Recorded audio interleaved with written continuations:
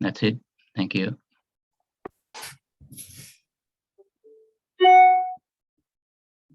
Okay, we'll get going. I think we've got a good crowd here tonight. Evening, everyone, and welcome to Oatley Flora and Fauna Conservation Society's August General Meeting. Our meeting tonight is via Zoom only, and that's unfortunate. We felt it was necessary to continue in this mode of delivery due to the continuing COVID circumstances. Could everybody please mute their microphones, please? Everybody's muted, including Okay. Georgia at the moment. What? Oh, mine. I will unmute when I need to. Okay. Right. I'll mute.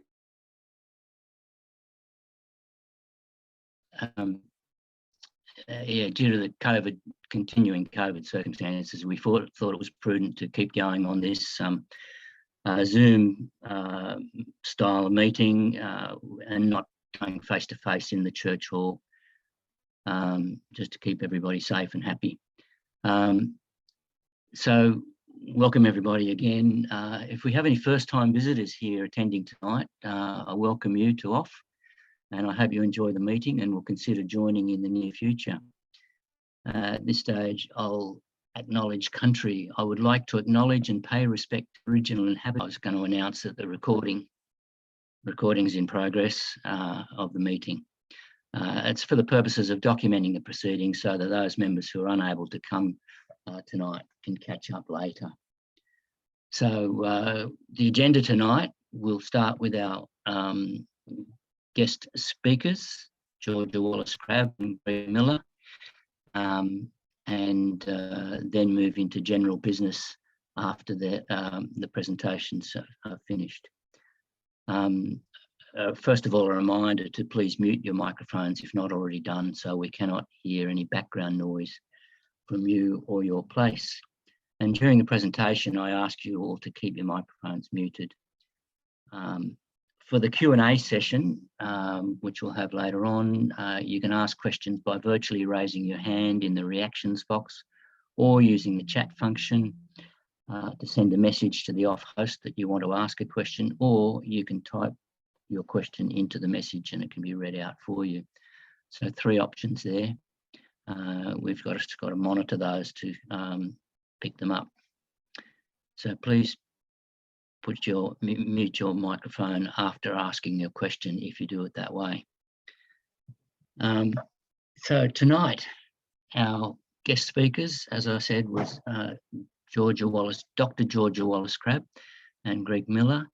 They're going to be presenting a couple of, or previewing a couple of documentaries, including the Koala Corridor, a film's currently co-directing with Greg, to uncover if enough is being done to preserve the endangered species. They believe this native animal is representative of a larger issue. The Koala Corridor looks at koalas, their habitat, and the fate of this iconic marsupial in the wild. Now, I'll leave it to Georgia and Greg to continue on the story. I'll just put in a plug. Georgia and Greg come to us with a great track record, having screened their film Cultivating Murder at an OFF meeting in 2018, I think it was, 4 years ago or so, which was all about the murder of Glenn Turner, a public servant in the Office of Environment and Heritage, who was investigating illegal land clearing. And it was an extremely powerful documentary. So they're very good filmmakers. They've done other documentaries on nature issues, and we're looking forward to being introduced to these 2 that are being made currently.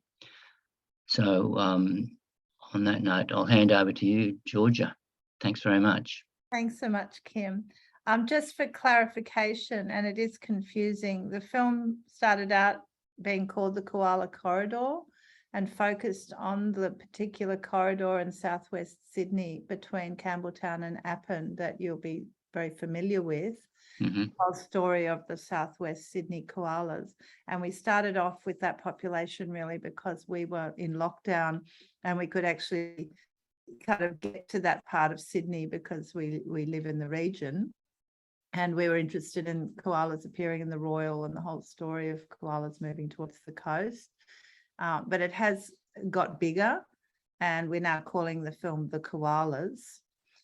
So films that you shoot and develop and make in this way sometimes change along the way. So I'm going to throw to Greg, who's going to tell you a bit more about what the film.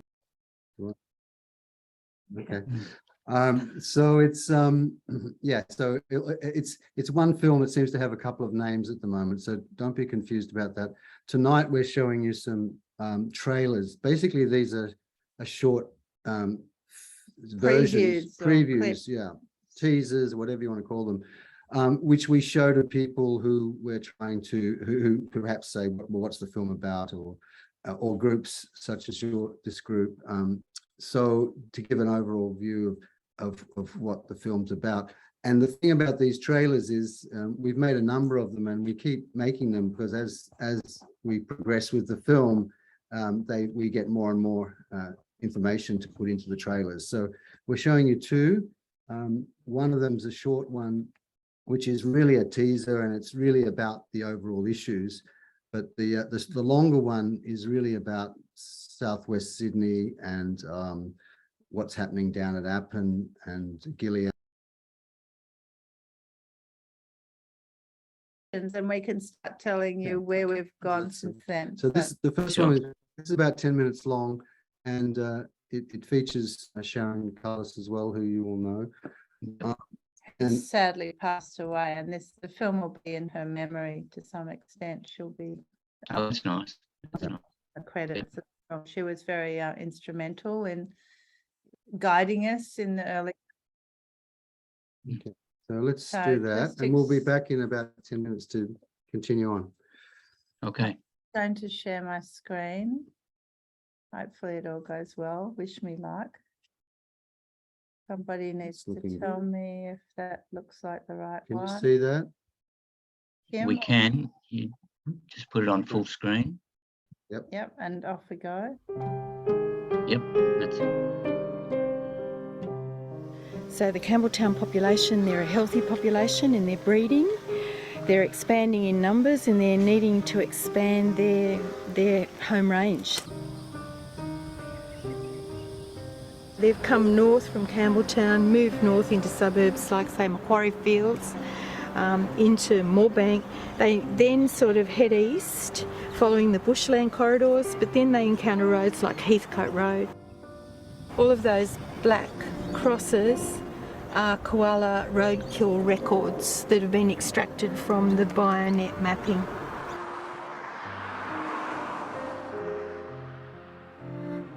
Oh no, where is it? It was up in the bush up further. Oh yeah. What's on that as? Oh yeah. Yeah, so There. and then there's another one bit darker, but Coming across the tree. Can you see it? I can see it. He's making some Oh, sound. he saw him. He saw him. You saw him? You know, then he got on our back fence, was climbing up in our backyard, climbing up the trees. Remember the koala in our tree? Yeah, he was cute, wasn't he? So the koala was found in that tree, and our neighbour heard a bang and got all the branches fallen down, looked over the fence, and there's a koala running along the ground. Kate went in and rescued him with a lot of help from the neighbours, and it turned out that a dog had attacked him.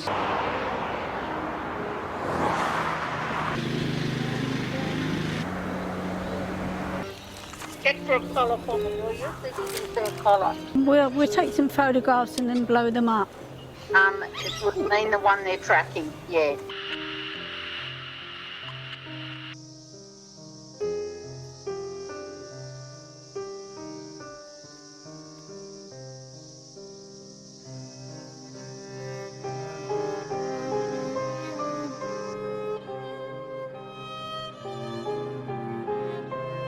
Well, I was chair of an inquiry into koala populations and their habitat. It was an upper house inquiry. It reported in June last year, June 2020. It met for 12 months, did extensive hearings, and it found that without urgent government action, koalas will become extinct before 2050.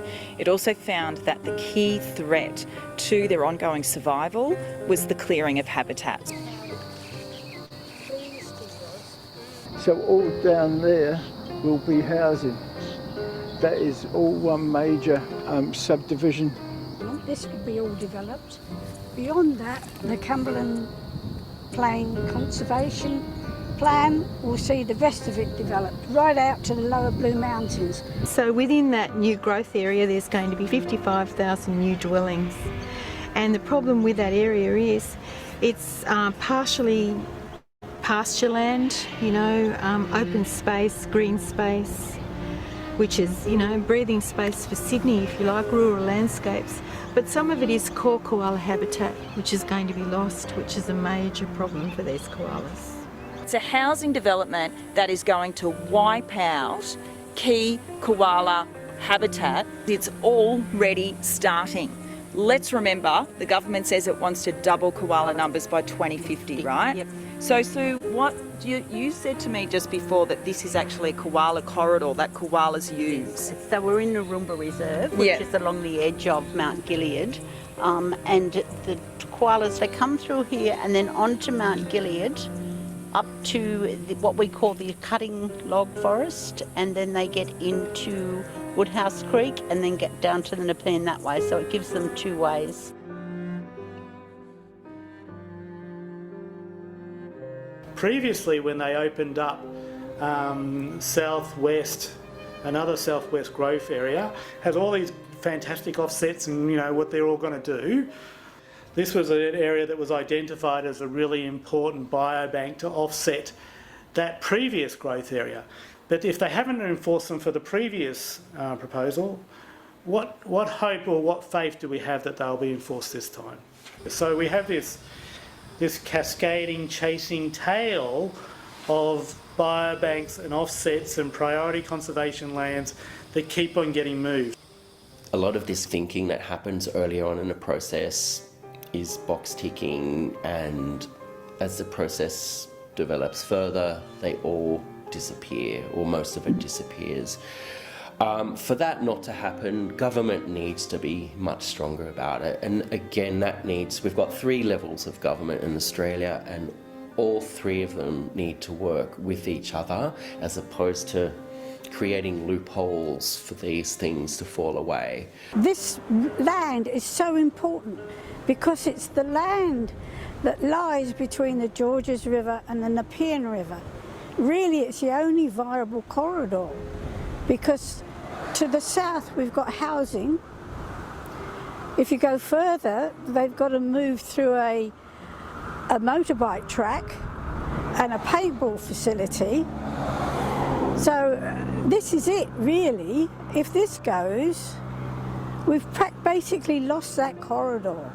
This is the Lend Lease. This is the dark area that they're going to put aside for koalas.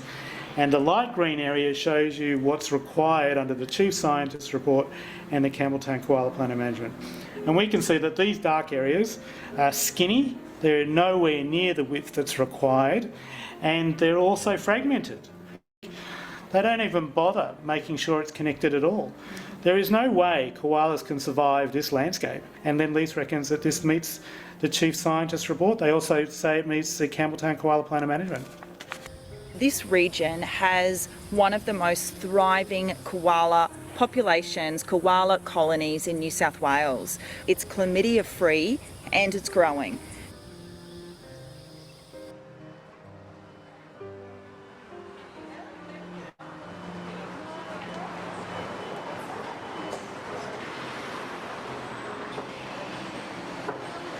It's all about stage 1 at the moment, which is the first cab off the rank in terms of the breaking up and the fragmentation of koala habitat in the Greater Macarthur area. So, yeah, if we can at least get some corridors in there, that would be great.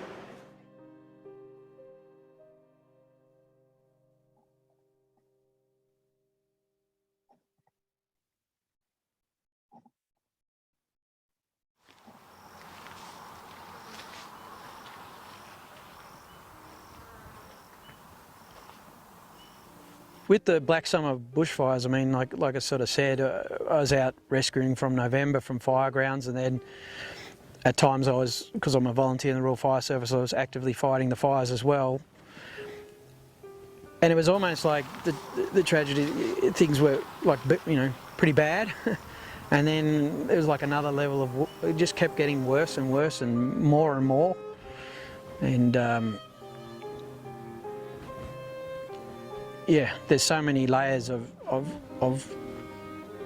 loss and destruction.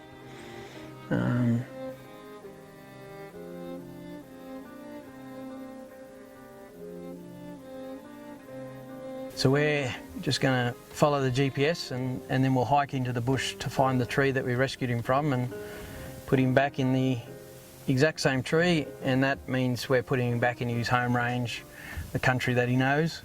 And obviously this bush is a lot recovered. You can obviously see the evidence of the fire from, you know, early 2020, but obviously there's a lot of green leaf here, and yeah, the koalas that we put back out here are doing quite well. All right, Tommy, this is your time to go back, okay? Oh, come on, I just gotta get that back. Yeah, look. Look at that, mate.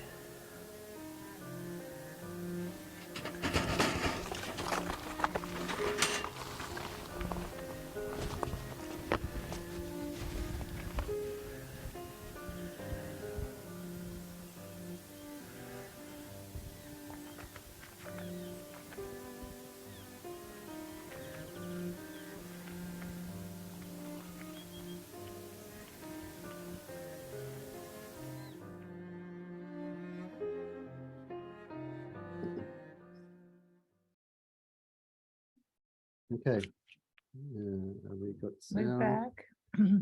We're back. Okay. So that part of the story is really critical to the whole thesis of our film, because it's going to track the way that large corporation, Lend-Lease, and there are other ones as well, Walker are down there, a few other people, the way that they approach this issue of conservation and development, and what we're seeing down there. And you may have seen last week in the newspaper, it was announced that they're going to build, I think it's 2 underpasses on the Appin Road.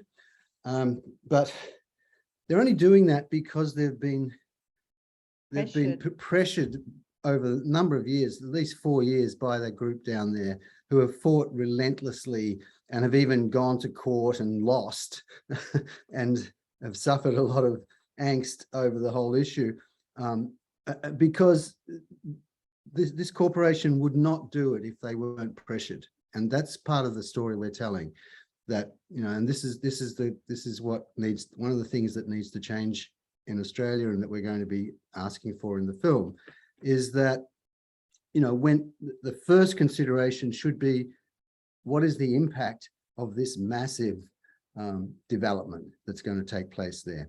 What is the impact of the massive developments taking place at Southwest Rocks or up in Queensland, anywhere along the Pacific Highway you want to name, pretty much?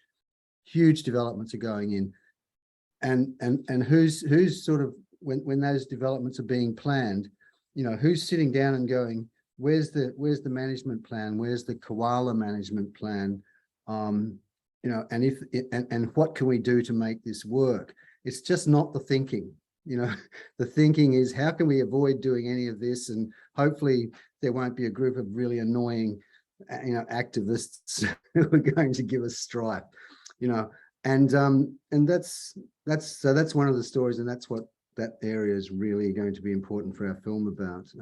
That story is such a bigger story. It's even hard to describe in that trailer, but, you know, they're talking about not that one development now called Fig Tree Hill, previously called Gilead, but the many developments that flow on from that, like a domino, down from Campbelltown towards Appin and now Picton. So there are 50,000, 75,000 houses, you know, going down in this green corridor, and it's a corridor which is, you know, lungs of Sydney. It's a green space, it's food production area.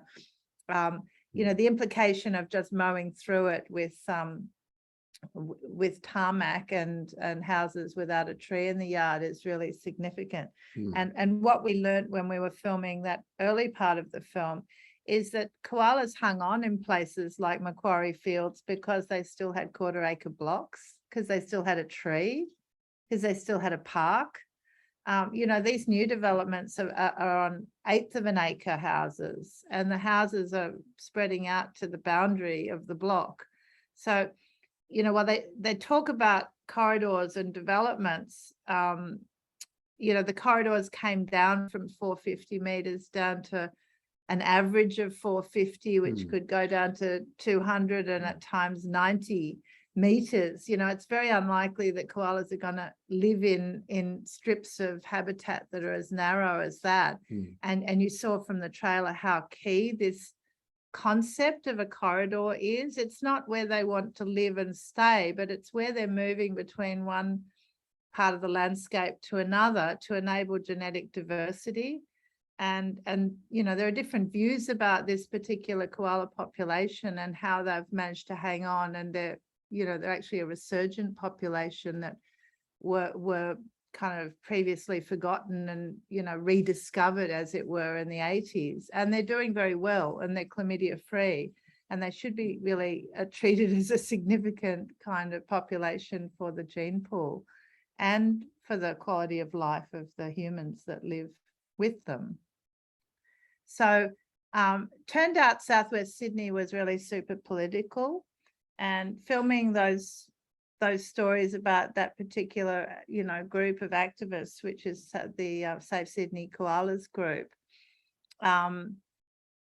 aligned us quite closely with a very contested issue, which I'd have to say the Department of DPIE and National Parks have a lot of projects going on in the Southwest Sydney region, most of which we don't have access to because of the perception of environmental groups and activists that it's actually not just us. A lot of journalists are being kept away from a lot of the research that's going on, and the projects that are undertaken by the department. So, you know, it's annoying. You know, it's taxpayer money. What's their problem? You know, why are they blocking people like us to, you know, to get information about the programs that they're setting up? You know. That said, we've gone broader. We didn't rely on access to the projects that are being conducted, you know, with government funds in Southwest Sydney. We're working with ANU researchers, University of Western Sydney, Southern Cross. We've just got back from Queensland, where we've been doing filming with researchers from the University of the Sunshine Coast. You know, there's lots of precedents and heaps of research being done into koalas, how they survived the fires. That guy in the clip, James Fitzgerald, and his property Two Thumbs, we actually went to James because we were kind of getting blocked in Southwest Sydney, to be honest. And we just wanted to film with someone who was handling koalas and releasing koalas back into the wild. And James had that last koala from when his property was burnt, and he was releasing it at Durangle. And we just found by going out of Sydney to the regions, we've had people who are much more cooperative and keen to share their koala stories. So by now we've been to Port Macquarie, we've just got back from Lismore, we've been in the Gold Coast, we've been in the Sunshine Coast. So we're really telling what are sometimes, and Victoria, with sometimes the stories are not the same issue. They don't seem to be. There are different issues in different places, and that's, you know, that's how the film's going to play out. But they actually lead back to the overarching issue of habitat loss. So we made another trailer to kind of represent this kind of broader perspective about koalas right across the landscape. And, you know, it's very much in this post-catastrophic fires space as well. We lost so many, you know, they say numbers like 30,000, 60,000, who knows really. but the kind of numbers of koalas that were lost in the fires. So we're now talking about pockets of koalas that have survived in habitat where they might have been doing well, but are now getting smashed by development. In the west of the divide, they've been smashed by drought and high temperatures, even prior to the fires. So a population, I think in the Chief Scientist's report, they list 2 viable populations of koalas in New South Wales. One is southwest Sydney, which ain't looking so viable at the moment, and the other in the Pilliga. And the Pilliga koala populations pretty much collapsed after the drought, even prior to fires. They were not so affected by fires. So we're talking about these very precious and isolated pockets now, and so wherever they are, the issues can be quite different from one area to another. So we kind of shifted gear a bit when we went out and really sort of started digging deep into the different issues in the different places. But shall I just show that other clip? And the purpose of this clip was to pitch to broadcasters, which we're still doing. Particular set of broadcasters. It tends to have to make a different clip for each broadcaster, but anyway, let's look at this short. This is a short one. This is what's happened. Just getting back to my window. That's the old one. I'm hoping to get there very short.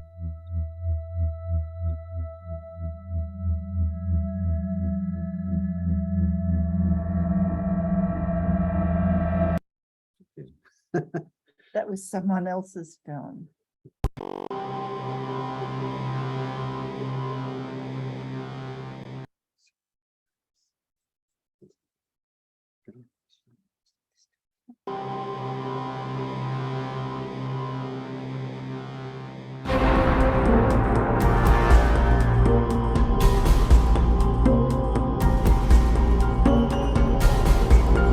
They don't even bother making sure it's connected at all.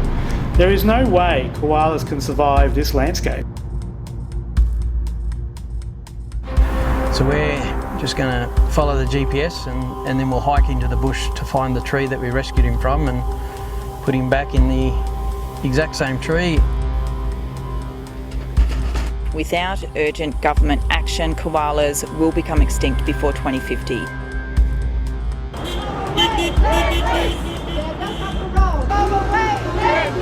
We are the koala's last stand.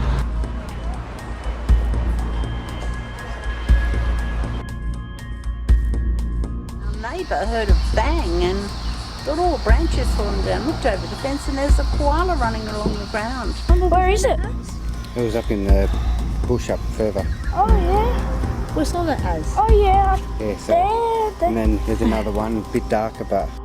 The overarching issue is loss of habitat, and that's probably something that we need to address. All of the other issues that koalas face come in under that habitat loss. It wouldn't mean the one they're tracking, yeah. No, good.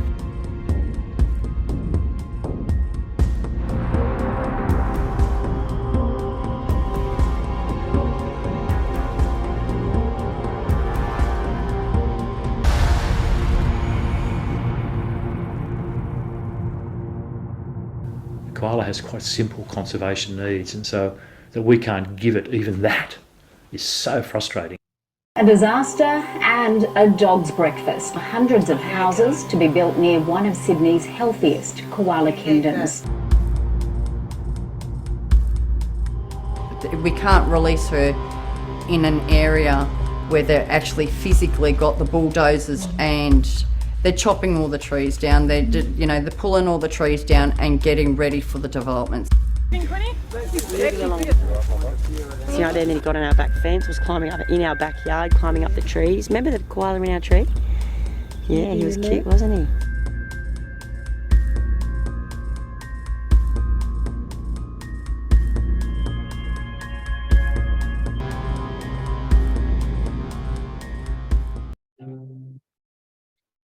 So, and like both of these trailers aren't the film, and they are not even what the film will really be like. the film, because it's long, because it's feature length, it gives us a chance to get into complexity, to explain complexity, these complex issues, and sort of, so it's kind of a different thing. But that's just to sort of give you an idea of the issues. What we were trying to do is actually to hook on to the fact that everyone loves a koala and koalas are cute. And there's quite a high level of empathy between almost everyone and a personal experience of being with a koala or seeing a koala. There's a real sense of wonder and joy about all those children who are seeing koala. And a lot of them didn't know there were koalas in Sydney. And apparently this is a really common thing right across the landscape, even in Queensland. Talking to researchers up there last week, people who lived in areas where there's always been koalas say, I've never seen a koala in the wild. And the researchers say, have you looked up? So it's like we've been living in the same landscape, but believing kind of mythologies about the animal, believing that they're not here when they were here, believing they were all gone when maybe they were hunted and we didn't. I don't know how many people really knew they were hunted to almost to extinction. You know, I think that given the film is starting after a catastrophic bushfire and harking back to this earlier time where they were hunted for their skins, people are seeing them in areas where they've actually bounced back and the populations were diminished. That's the story in Southwest Sydney. And that's the story that those kind of passionate Southwest Sydney protesters like Pat and Barry, are telling over and over to try and get people to understand that they weren't seeing koalas around there for a long time because they had been diminished, and they survived because of the geography, the landscape, the gorges, the very steep, bushland that's been preserved around the fringes. They also survived, and their numbers were coming back because they were basically being left alone, and they had habitat to live in, and they weren't disturbing anyone, and no one was particularly disturbing them. But of what we've seen in the last, I guess, 20 years is this massive increase in development across Australia, particularly the East Coast, well, probably all major cities. And this is having impact. This is what's starting. This is why suddenly people are seeing koalas, because they're being pressed into smaller and smaller areas. And, there's a lot more roadkill. And so they've become apparent because they're being pushed out of their habitat, I guess. That's and we saw them coming out of the forest during the fires as well. But going north and including, Port Macquarie, home of the Koala Hospital, we all assumed they were doing well in Port Macquarie. Turns out Port Macquarie is getting pretty smashed by development. So, they didn't see as many koalas in the fires as what they expected. That's been the story up and down the East Coast, that they were just really decimated by the fires. There weren't injured animals to rescue. But post the fires, the developments have just gone gangbusters. So all the way up the coast, we were hearing about development, Southwest Rocks, around Kempsey. And certainly when we went to the Gold Coast and filmed last week, the Gold Coast and Sunshine Coast, they've got really active koala welfare organisations, agencies. They're tracking a lot of koalas. They've got koala detection dogs. They're using drones. They're really professional about koala management, but that's because they've smashed through habitats in places like Pimpama and Coomera in the back of the Gold Coast. The development is just completely rampant. So they've gone into habitat areas that were in the hinterland, which had been, intact, even though the coast was developed. So we did go there for good news stories. We actually went there to highlight the story of the koala chlamydia vaccine, which was developed in the University of the Sunshine Coast, and they're delivering the vaccine into all the koalas that come in for welfare checks in Queensland.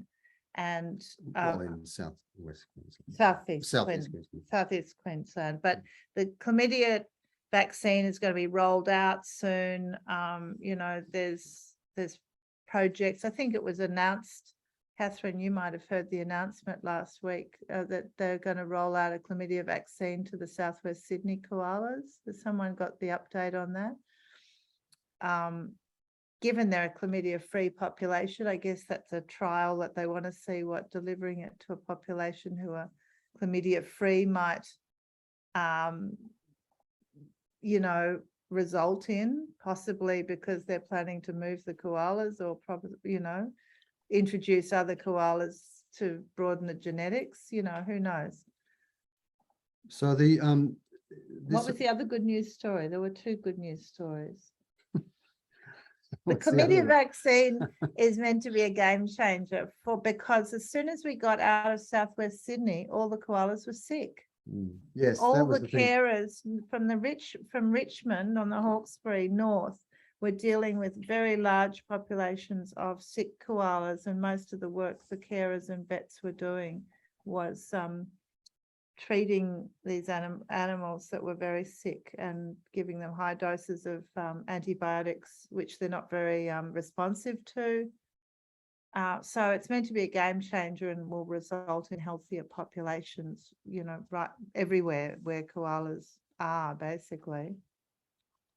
But there was another good news story that we went north to get. Oh, yeah, the tree planting. The Northern Rivers has really extensive projects funded by I4, WWF, and groups like Bangalore Koalas, planting lots of private properties with koala trees.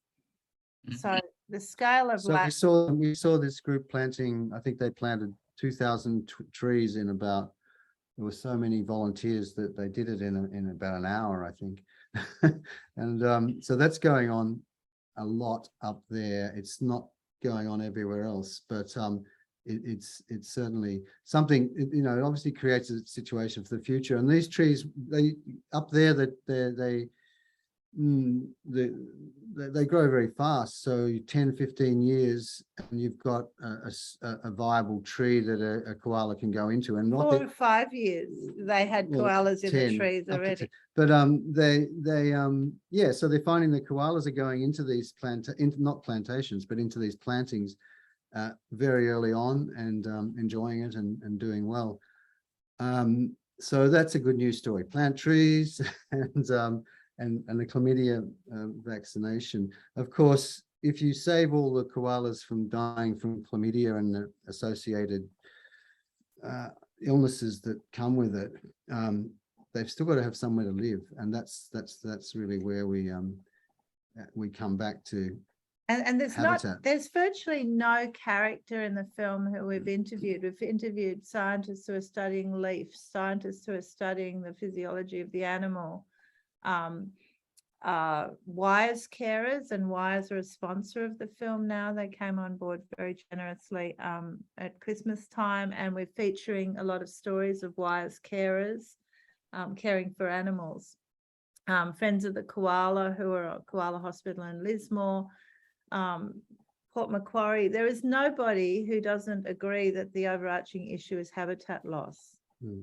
There's no question at all that it's about habitat loss. You know, it might be vehicle strike, it might be chlamydia, it might be one development or another, but it's about the net loss of habitat caused by offsets where one thing is being traded for another and they're not equal. You know, it's not like for like. The koala trees go and somebody's mine gets, you know, planted with trees to regenerate it, but essentially everywhere there's koala habitat and it's lost is a net loss. And it's a cross-party sort of, in terms of the politics of it, it's all governments need to get involved, both particularly, you know, both Labor and Liberal, independent which states they're from. We're finding that the problem is the same in all states, and the problem is overdevelopment. So tell how does one Victoria. we'll get to that in a sec, but how what we want to analyze in the film is how do you get compliance to work? Okay, if you have plans, if you have laws, if you have legislation in place, even that needs to be effective unlike the sort of things that were passed recently in the New South Wales government. And that whole what became called the Koalas War, which was such a joke if it wasn't so serious. But so all governments need to address this, and they need to create rules and legislation and planning that takes into consideration loss of habitat. So that's a big ask already, but that's what needs to happen. And secondly, compliance, because what we saw in the past when we did have some quite good laws in New South Wales before they were destroyed, even then compliance was a big issue. People weren't following the rules, and that's the story of cultivating murder and Glen Turner. Can we tell you about our interview with Catherine Cusack? We interviewed Catherine Cusack, who is an upper house member of the Liberal Party who resigned over the so-called Koala Wars issue. But actually she resigned. She's a member who represented the Northern Rivers region, and she had been the member of Parliament that crossed the floor on the koala laws when Barilaro and Matt Keane were trading energy policy for koala protection policy. And all this time we've been waiting to interview the Minister for the Environment about what New South Wales government is doing for koalas, and we were confused. And I'm sure the general public were confused as well, because we heard many good words spoken by Matt Keane about the koala strategy, about the things that the state government were doing. And it was just really confusing the whole time about whether it was substantive or not. He was making announcements about Campbelltown right when the group in the trailer were, in the court with Lend-Lease, talking about only needing 2 koala corridors and the chief scientist's recommendation of 450 minimum wildlife corridors to those underpasses. And Matt Keane would go on the radio and announce there would be 2 underpasses. So it all felt like it was going the right way. And then we'd hear back from the group that it wasn't those underpasses, that they've announced other underpasses, but not the ones that they were requesting for that key site that was so key to that population. So we're always being confused by what was being announced, as we were confused last week when they announced a chlamydia vaccine trial in the South Sydney koalas. So when we interviewed Catherine Cusack and she spoke about the events that took place, she basically said, as far as she was concerned, that the koala protection laws had been traded for the national support for the Liberals' energy policies to be pushed through Parliament, and that it was a trade and she wasn't privy to it, and that, basically it was she crossed the floor on the vote, but that she was kind of set up because Matt Keane rang her on the day and said, you do the right thing. And then when she did it, she was treated like she was a sort of loose cannon and maverick, and was out of line with, party discipline or something. So but there's she a lot said of... it wasn't discussed in the party room. It wasn't discussed by the Liberals within their party what these deals were they were doing with the Nationals. So, she basically said in no uncertain terms that the Liberals were being controlled on rural land management policy by the Nats in a deal, that was a backroom deal, and nothing that a member of the Liberal Party could do could change that internal politics, and that she lost her career of 20 years basically by acting according to her conscience, And so then you've got Victoria. Yeah, go to Victoria. okay. So Victoria's a now we can different hop colour, in. Now we can hop into Dan Andrews. different colour government doing the same thing. Doing the same thing. So there's the politics. It crosses all boundaries. This, and so really something has to happen across the board. What is happening in Victoria? We come across what down in southwest Victoria, which is around Portland and the aluminium smelter area. there's a new industry developing down there, which is wood chipping industry, and it's become massive and has made the town very active. So thousands of hectares of blue gum plantations have been planted, and the koalas moved into these plantations and have been living there quite happily for the last sort of 15 years. Until it comes time to chop them down. And so what has been happening down there is that although there are a very strict set of rules about what has to happen, that the koalas have to be, first they have to be found, then they have to be moved. And if they can't be moved, you have to leave trees standing around them. So all of these rules are in place, but what is happening down there and what we're going to reveal in the film is that there's a lot that's just being ignored. And that these plantations are massive, and that once it comes to harvesting the trees, a lot of koalas die, and that's now what we're basing our story on is a court case that's underway shortly, where a farmer and it's a farmer. It could have been a logging company, but they weren't involved. But has basically been charged. He's got about 120 charges now of animal cruelty and causing death.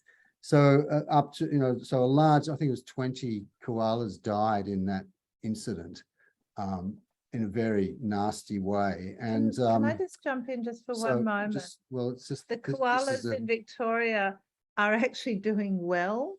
They're a genetically narrow population of koalas that have come off French Island and Phillip Island after they were moved off the mainland by people who were concerned they had lost all their habitat 100 years ago. And they've been reintroduced to areas of national park and state forests, but they're not protected in the same way as now New South Wales and Queensland koalas. So it's a conundrum. They're stripping trees in areas like the Otways. They're sort of doing very well in these translocated areas. So it's like the complete opposite of New South Wales. These genetically inferior, so-called inferior koalas are doing really well, breeding 3 times a year, stripping trees, and then the trees are getting cut down and they're sort of running out into the landscape and getting injured on roads and picked up by wildlife carers. So they're the same koalas as far as I can tell, but they've created a subspecies in order to uplist New South Wales and Queensland koalas. So what took place in Victoria was translocation, basically. It happened quite a while ago, and that's why you're now getting this issue. Because the other thing down in southwest Victoria is these massive plantations, thousands of hectares, but there is no native forest. There's a few little parks, and they're small. And so even saving those koalas, there's nowhere for them to be released. There just is not the habitat there. So what we're going to see, just to wrap up our spiel, I guess, is that what I think we're going to see coming out of all this, and all of the state governments and the federal government, I think as well, are all combining on this, and it's going to be they're going to come up with this great solution, and the great solution is translocation. They're going to say we can now successfully move koalas from here and put them somewhere else, and they're going to go well.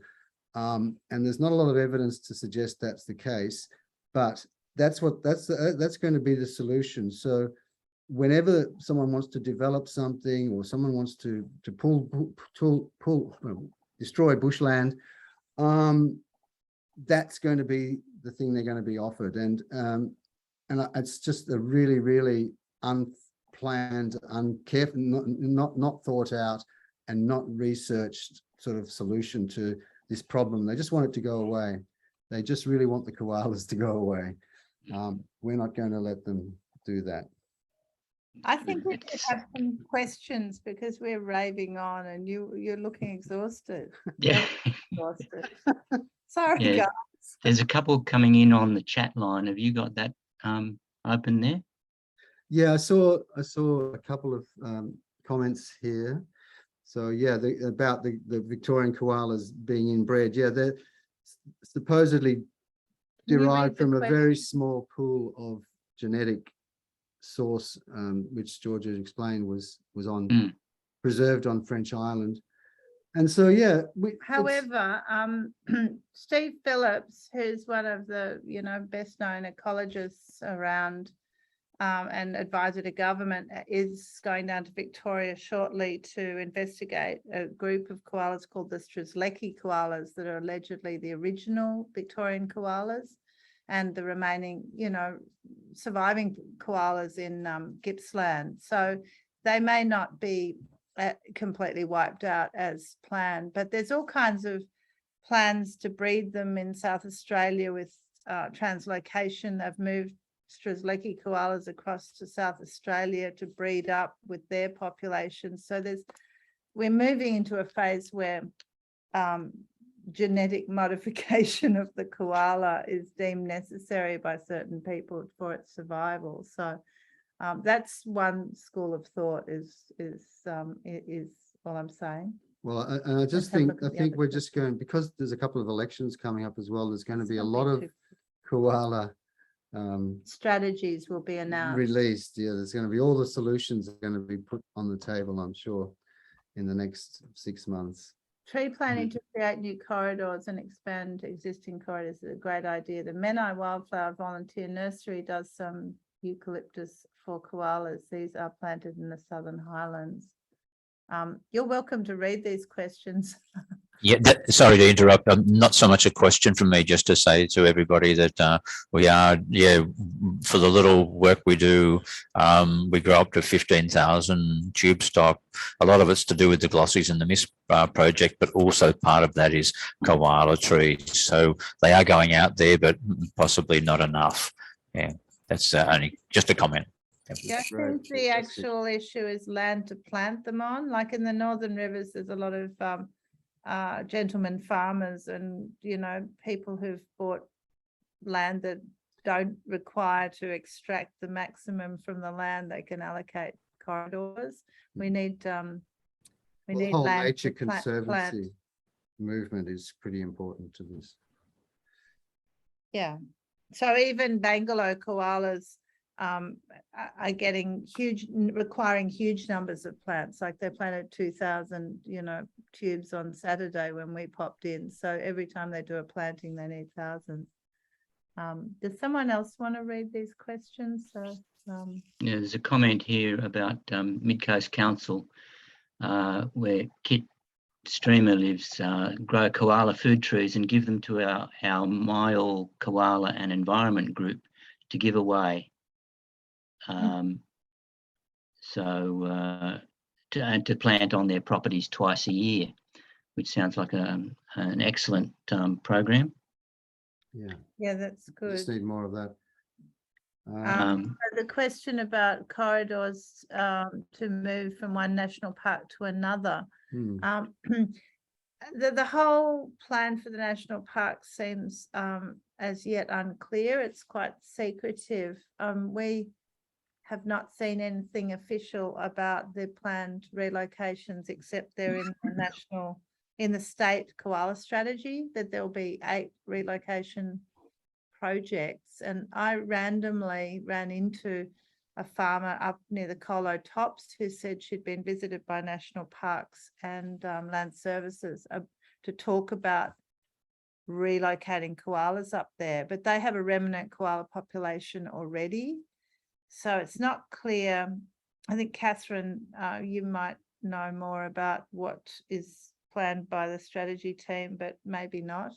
I think the Southwest Sydney koalas are kind of between a rock and a hard place, which is, they're too public to be relocated. But I know national parks are very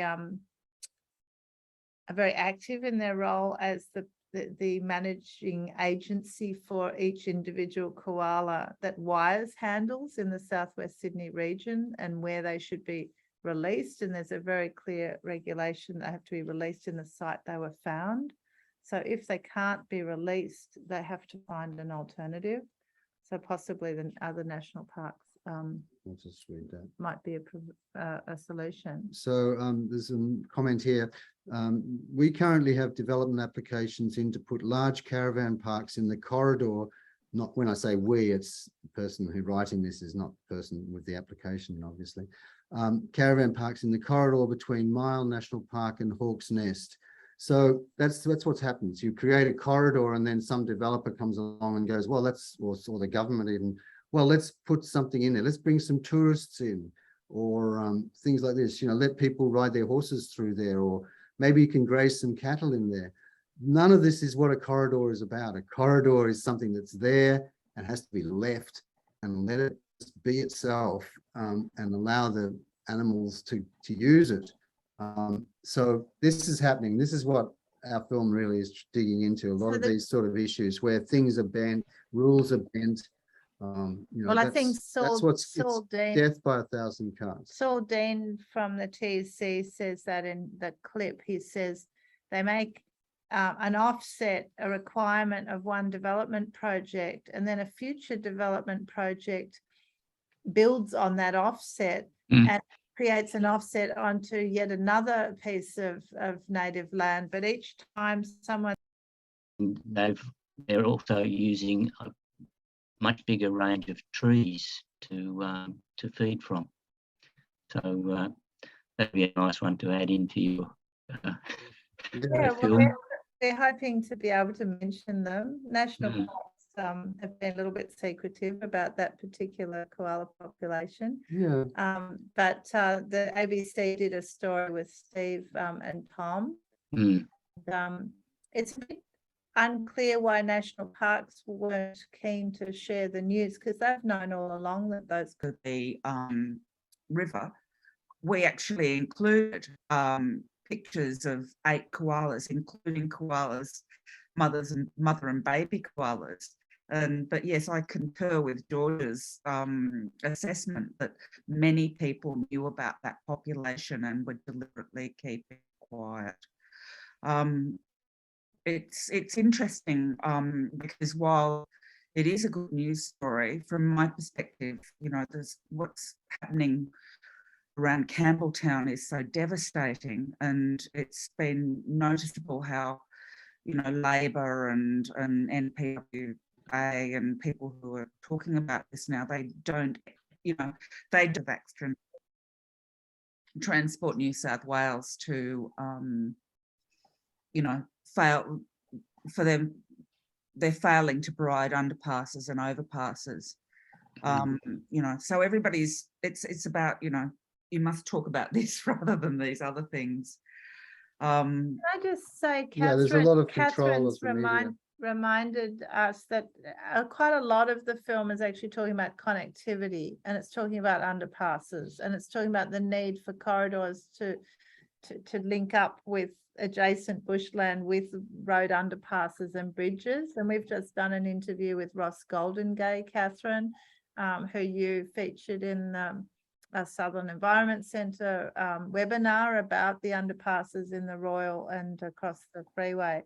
And certainly there are good precedents further north in Queensland and northern New South Wales for land bridges and underpasses to be used by koalas and other wildlife. And I think that we should be focusing on interventions like that, like yes, plant trees, and yes, have underpasses so we don't see the animals smashed on the roads. I mean, people do not realise, but there are koalas being killed on the F6 around Waterfall and around Heathcote. Nobody's choosing to talk about that. It's the same with the Heathcote Road, the koalas that are being smashed around New Illawarra Road and Heathcote Road.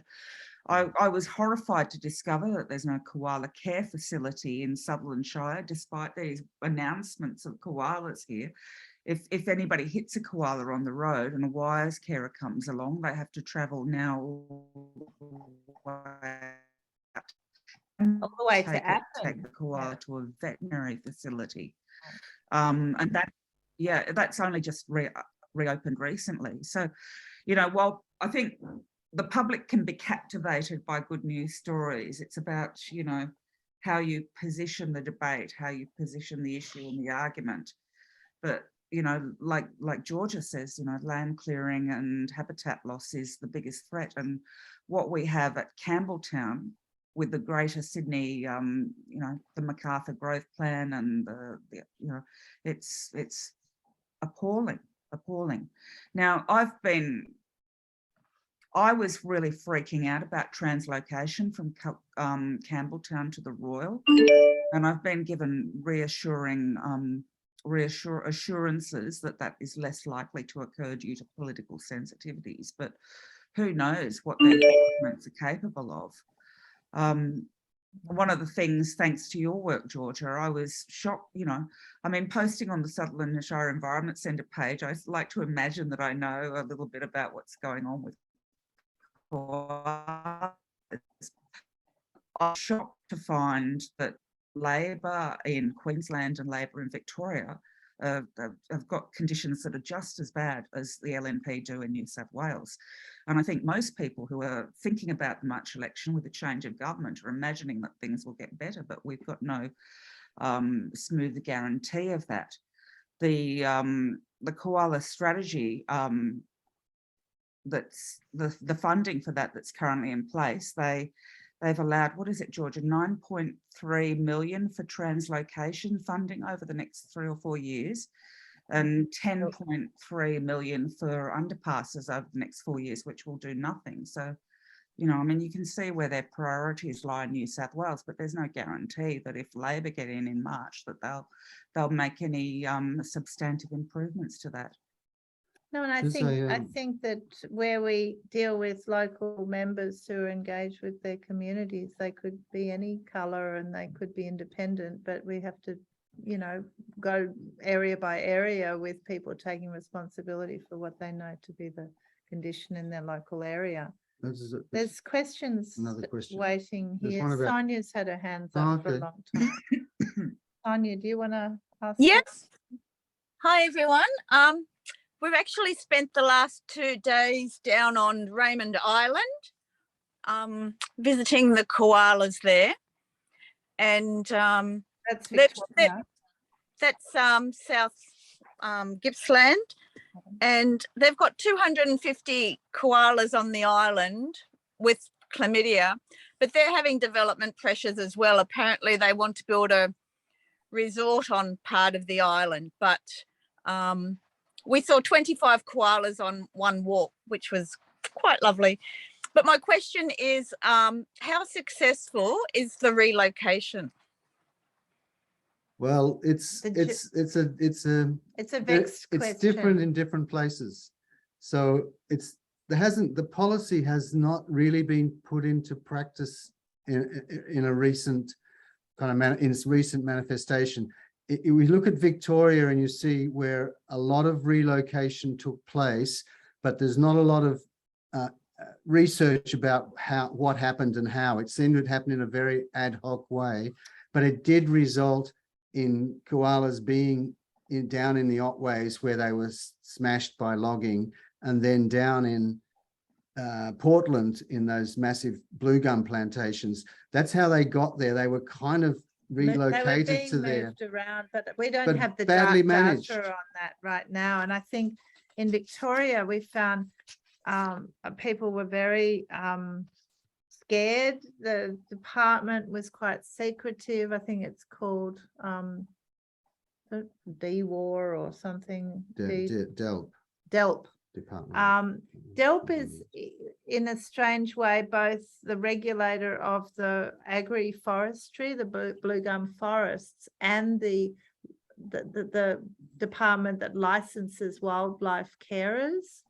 So it just seemed to be a very secretive agency, and people were scared to lose their licenses if they protested about koalas and so on. So we will go and get some high-level interviews in Victoria with some academics who actually have the answer to that question, we hope.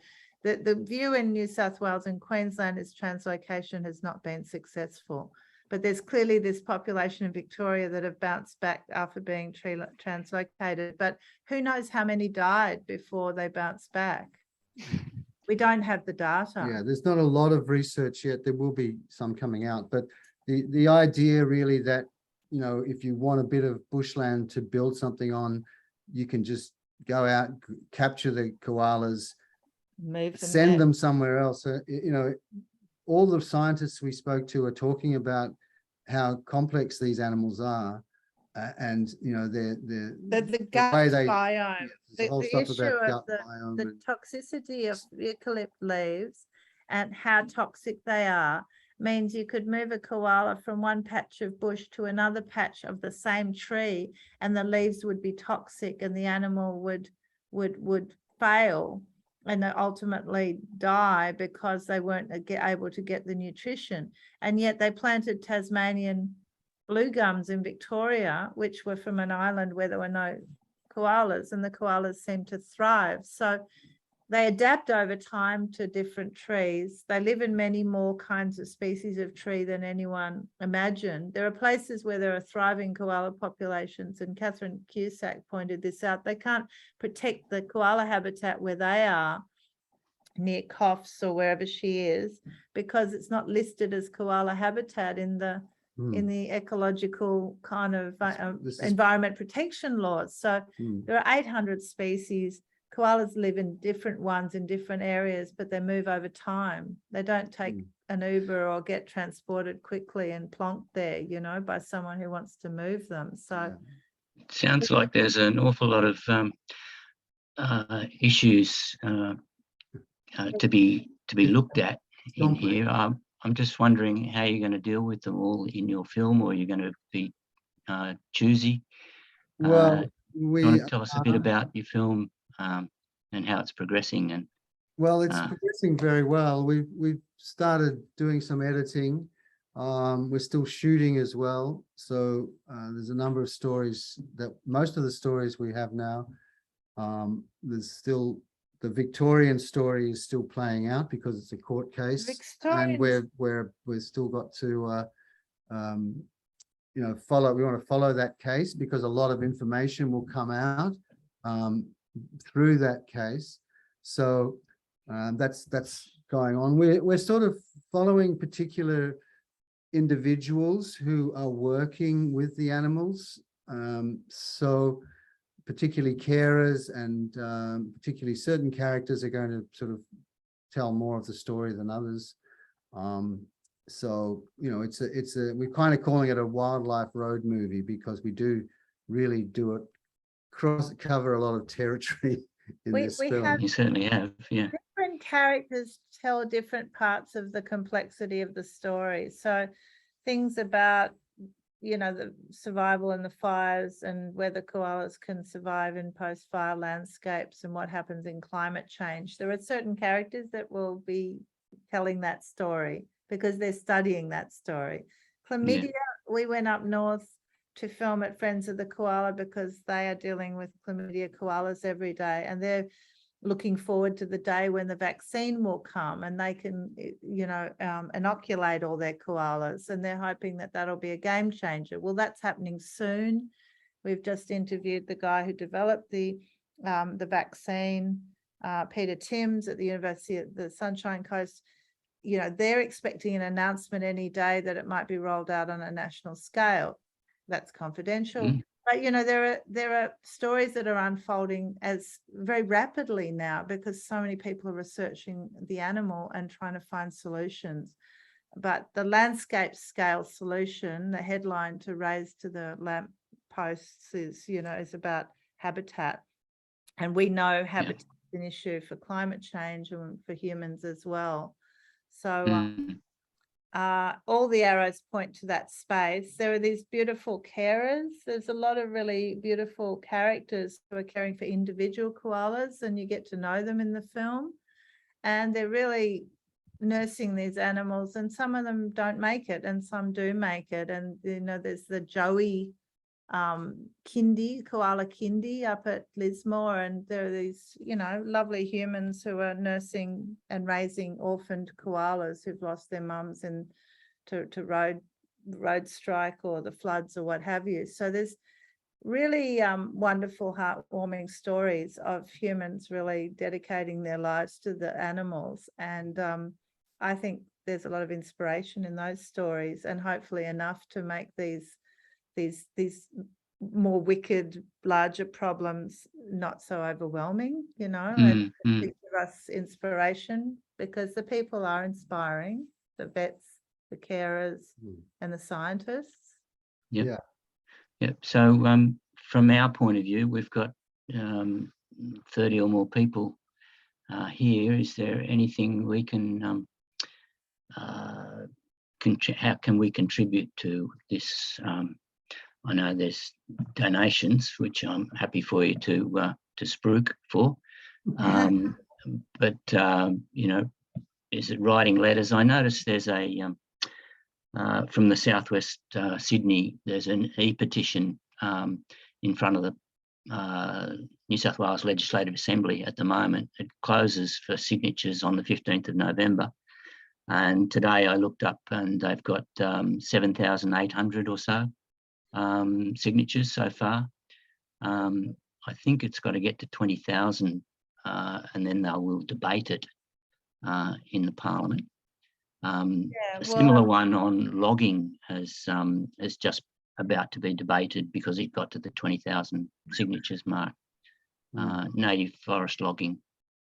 Yeah, well, we hardly stopping that. spoke about logging. The logging, you know, according to the Nature Conservation Council and Bob Brown Foundation and Catherine Cusack. Catherine Cusack was in tears talking about resigning from the Liberal Party over, you know, she said the logging that they've signed on to is really going to smash the remaining habitat up north. So, you know, focusing on those bigger issues about habitat protection and supporting koala, you know, koala focused organizations, I guess, and there are multiple ones that are quite active in the space, you know. But also I noticed some of the comments people have made about things that are happening. We're always interested to hear of different things that are happening in your area that could be relevant. So that's another thing people can do. Okay, so we could pass those stories on.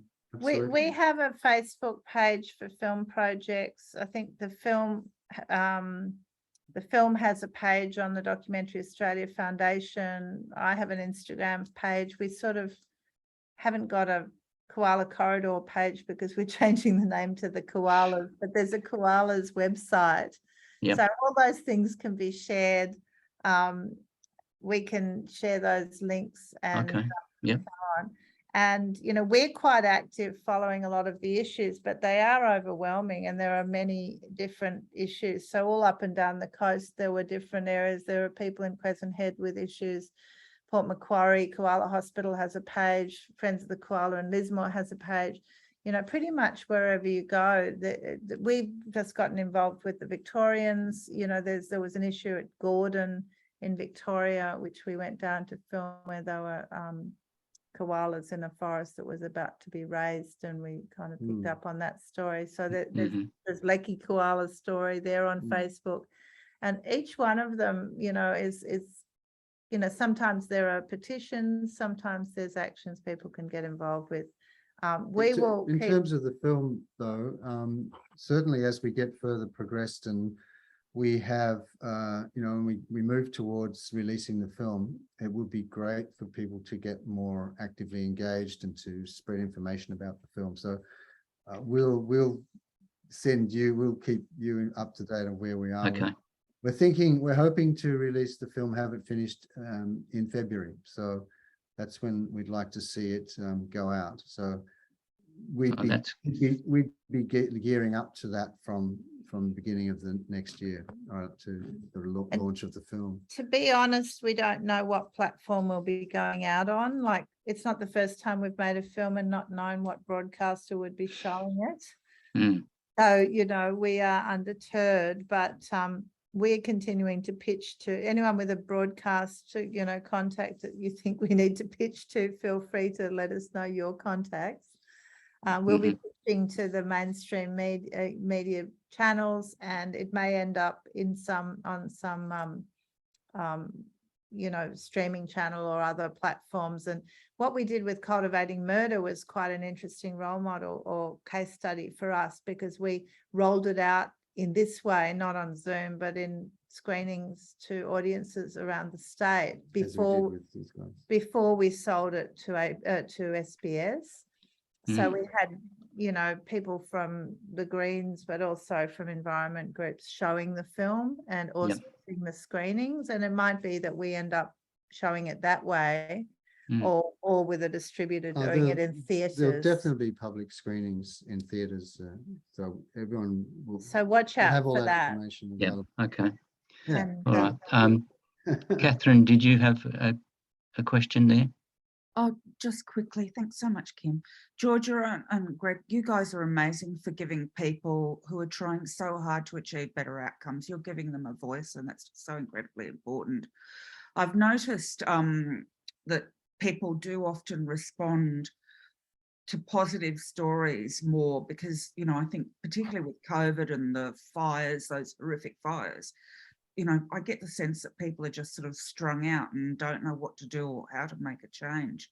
Are you getting the sense of that out there in the community as well? Or do you think it alters how people sort of respond to this issue?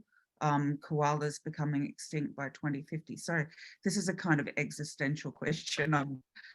Can I give you a really odd left field answer? I've got 4 students who are master's students at UNSW who I'm supervising, who are all from China, who are so passionate about trying to save the koala. They've devoted their year in the master's program in an Australian university to trying to design solutions for koalas, houses for koalas in fire, water stations, websites that link koala agencies, NFTs, which are things that are sold online to generate revenue for koala charities.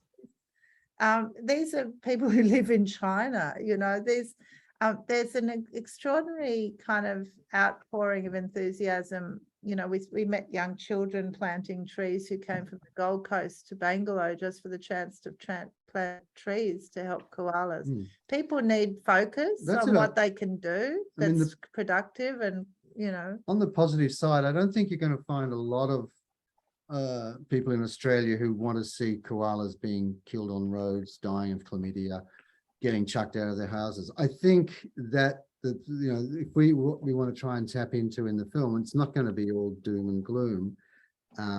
Certainly, is this wonder that people have for this animal and for a lot of other Australian native species as well, because they are so unique in so many ways. So yeah, we're spending a lot of time filming koalas. We're not just doing issues. So the film will take you hopefully into the life of various different koalas. Hopefully you'll get to know them. You'll sort of understand a little bit about what they are, as well as kind of have some scientific information about them. But we want you to get to know a few of these. But she's guys. asking whether people that So we're meeting will are have overwhelmed. a positive side to it, and People we're meeting are incredibly energized. Like a lot of the people who actually can do things and know what they can do and what their skills are incredibly energized. They're getting funds to do that, like this Bangalore Koalas woman who's got money pouring in to plant trees in the northern rivers.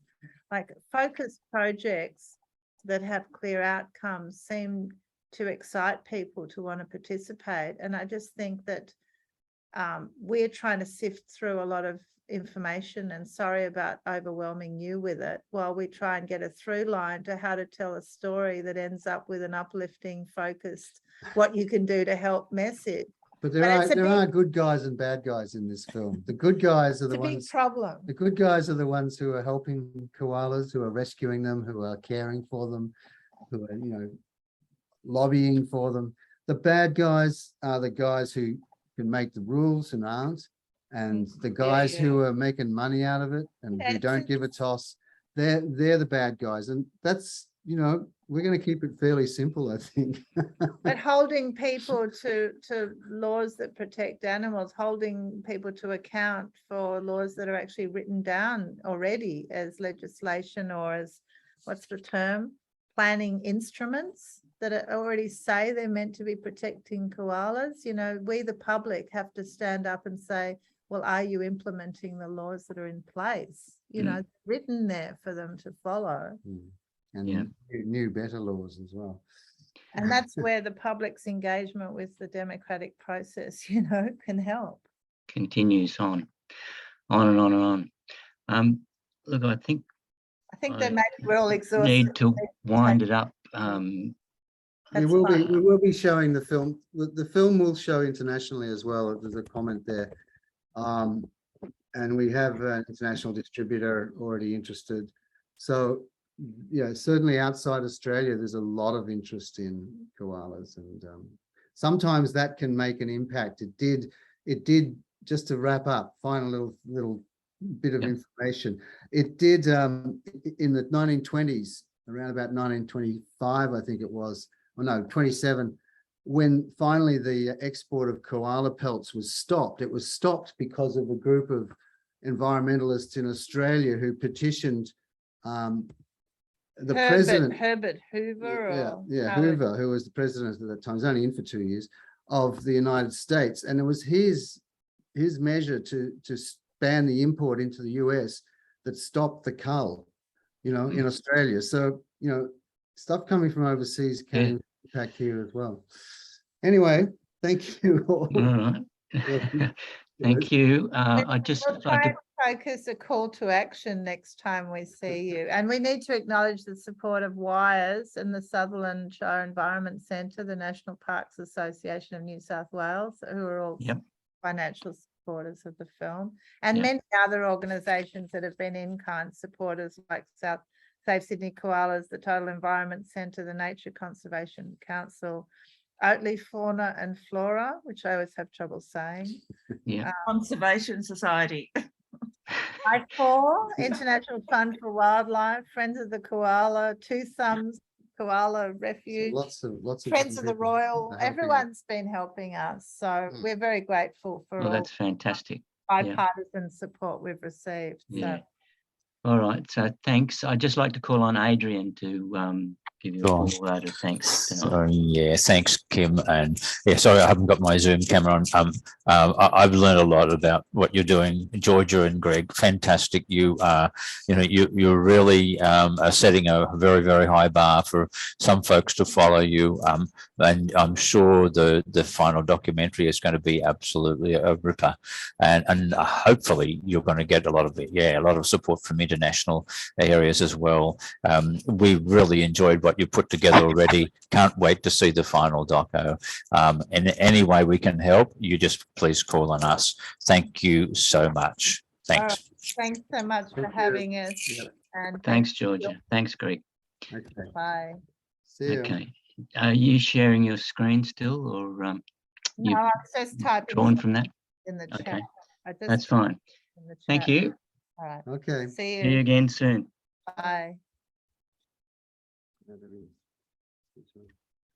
Okay, everybody, I'll move on to general business that we need to discuss tonight. And the first item, general business activities. Well, the first one that's coming up is next Sunday, is the off walk, and I'll be leading that.